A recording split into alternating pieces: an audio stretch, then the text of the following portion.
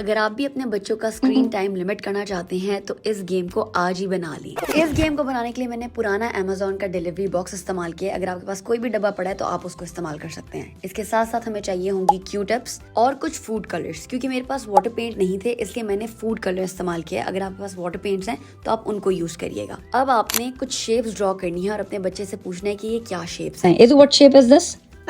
Circle, square, triangle. इससे ही बच्चों के दिमाग बहुत एक्टिव हो जाते हैं और वो एकदम से इन्वॉल्व हो जाते हैं इन गेम्स के अंदर। इसके बाद मैंने डिफरेंट फूड कलर्स के अंदर क्यू टिप्स को डिप किया और अपनी बेटी से पूछा कि ये कौन से कलर्स हैं। सो ये भी एक बहुत अच्छी एक्टिविटी है जिससे बच्चे कलर्स में डिफरेंशिएट कर सकते हैं। What shape is this? A square, What color is this? red, What color is this? pink, What shape is this? a triangle, Color?